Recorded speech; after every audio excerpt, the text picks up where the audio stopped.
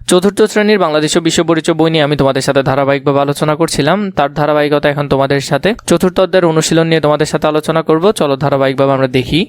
প্রথমে সঠিক উত্তরের পাশে টিক চিহ্ন দাও। এখানের মধ্যে সঠিক উত্তরের পাশে আমরা টিক চিহ্ন দেব। চাকমাদের নিজস্ব ভাষা হলো চাংমা ভাষা। কি ভাষা? চাংমা।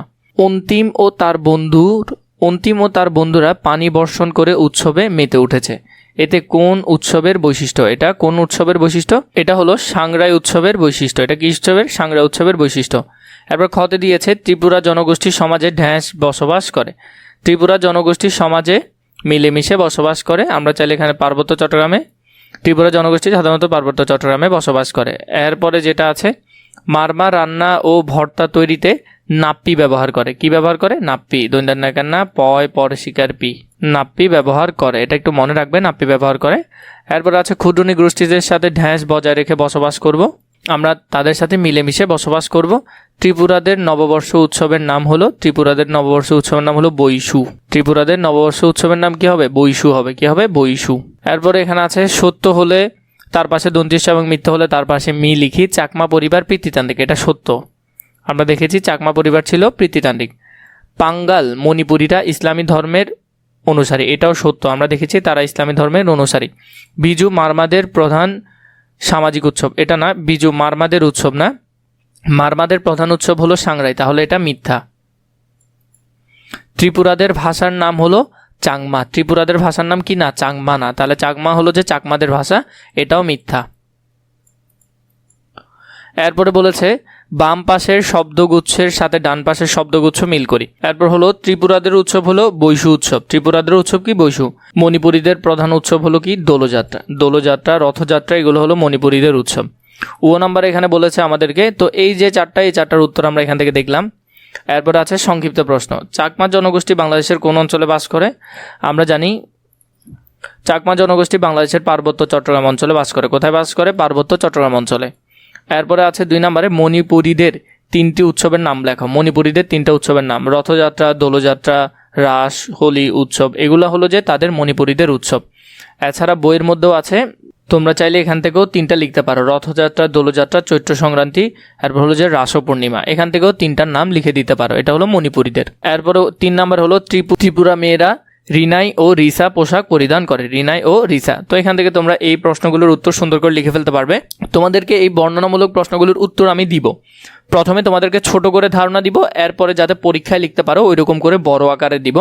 প্রথম প্রশ্ন আছে চাকমা ও মারমা নৃগোষ্ঠীর প্রধান সাংস্কৃতিক বৈশিষ্ট্য বর্ণনা করো। চাকমা এবং মারমার। চাকমা মারমার মধ্যে চাকমা মারমা নৃগোষ্ঠী বাংলাদেশের ক্ষুদ্র নৃগোষ্ঠী। তারা প্রধানত বৌদ্ধ ধর্ম অনুসরণ করে। তাদের নিজস্ব ভাষা, পোশাক ও উৎসব রয়েছে। চাকমাদের প্রধান উৎসব হলো বিজু এবং মারমাদের হলো সাংরাই উৎসব। তারা ভাত, মাছ, শাকসবজি খায় এবং নিজেদের সংস্কৃতি বজায় রেখে বসবাস করে। তো এখান থেকে তুমি সুন্দর করে এগুলো লিখে ফেলতে পারবে। এই যে সেম প্রশ্নটা দেখো, চাকমা ও মারমা নৃগোষ্ঠীর প্রধান সাংস্কৃতিক বৈশিষ্ট্য বর্ণনা করো। এটা আমি তোমাদেরকে বড় করে দিচ্ছি। কেন দিচ্ছি? যাতে তোমরা পরীক্ষা লিখতে পারো। চাকমা ও মারমা নৃগোষ্ঠী বাংলাদেশের গুরুত্বপূর্ণ ক্ষুদ্র নৃগোষ্ঠী। তারা প্রধানত পার্বত্য চট্টগ্রাম অঞ্চলে বসবাস করে। উভয় নৃগোষ্ঠীর নিজস্ব ভাষা, পোশাক, খাদ্যাভ্যাস, উৎসব রয়েছে। চাকমা নৃগোষ্ঠীর ভাষার নাম হলো চাংমা ভাষা। তারা প্রধানত বৌদ্ধ ধর্ম অনুসরণ করে। চাকমা নারীরা পিনন ও খাদিন পোশাক পরে, পুরুষরা লুঙ্গি ও শার্ট পরে। তাদের প্রধান উৎসব হলো বিজু উৎসব। তারা মাছ, ভাত, শাকসবজি খেতে পছন্দ করে। মারমাদের ক্ষেত্রে হলো যে মারমাদের নৃগোষ্ঠীর ভাষা হলো যে মারমা ভাষা। তারা বৌদ্ধ ধর্ম অনুসরণ করে। মারমা নারীরা থামি ও ব্লাউজ পরে এবং পুরুষরা লুঙ্গি পরে। মারমাদের প্রধান উৎসব হলো সাংরাই উৎসব। তাদের জীবনযাত্রা সহজ ও পরিশ্রমী। সব মিলিয়ে চাকমা মারমা নৃগোষ্ঠী নিজেদের সংস্কৃতি রক্ষা করে শান্তিপূর্ণভাবে বসবাস করে। তো এখান থেকে তোমরা এই আনসারটা বড় করেও লিখতে পারবে। এরপরে যেটা আছে, বাংলাদেশে মণিপুরী ও ত্রিপুরা নৃগোষ্ঠীর সাংস্কৃতিক বৈশিষ্ট্য বর্ণনা করো। আগে ছোট করে দেখাচ্ছি, পরে বড় থেকে লিখিও। দেখো 2 নম্বরটা, ত্রিপুরা জনগোষ্ঠী মূলত সিলেট অঞ্চলে বসবাস করে। তাদের ভাষা মণিপুরী এবং তারা নৃত্য ও তাঁত শিল্পে দক্ষ। ত্রিপুরা নৃগোষ্ঠী পার্বত্য চট্টগ্রামে বসবাস করে। তাদের ভাষা হলো ককবরক ভাষা এবং প্রধানত বৈশু উৎসব। এটা হবে বৈশু। এগুলো টাইপিং মিস্টেক এসেছে, বৈশু। উভয় নৃগোষ্ঠীর নিজস্ব পোশাক, ভাষা, সংস্কৃতি রয়েছে।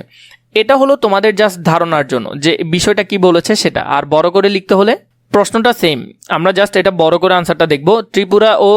মণিপুরী ও ত্রিপুরা নৃগোষ্ঠী বাংলাদেশের দুটি পরিচিত ক্ষুদ্র নৃগোষ্ঠী। মণিপুরী নৃগোষ্ঠী প্রধানত সিলেট অঞ্চলে বসবাস করে। তাদের ভাষা হলো মণিপুরী ভাষা। মণিপুরী জনগণ নৃত্য ও সংস্কৃতিতে খুবই পারদর্শী। মণিপুরী নৃত্যে বিশ্ববিখ্যাত। তাদের প্রধান উৎসব হলো দোলযাত্রা, রাসু উৎসব। তারা তাঁতে কাপড় বুনে নিজেদের পোশাক তৈরি করে। এরপরে তুমি যদি চাও, ত্রিপুরা নৃগোষ্ঠী প্রধানত পার্বত্য চট্টগ্রাম অঞ্চলে বসবাস করে। তাদের ভাষার নাম হলো ককবরক ভাষা। ত্রিপুরা নারীরা রিনাই ও রিসা পোশাক পরে এবং পুরুষরা ধুতি ও গামছা পরে। তাদের প্রধান উৎসব হলো বিজু। তারা সাধারণত ঝুম চাষের মাধ্যমে কৃষিকাজ করে। মণিপুরী ও ত্রিপুরা নৃগোষ্ঠীর নিজেদের ভাষা, পোশাক ও উৎসবের মাধ্যমে বাংলাদেশের সংস্কৃতিকে সমৃদ্ধ করেছে। তো এখান থেকে তোমরা সুন্দর করে আনসারগুলো লিখে ফেলতে পারবে।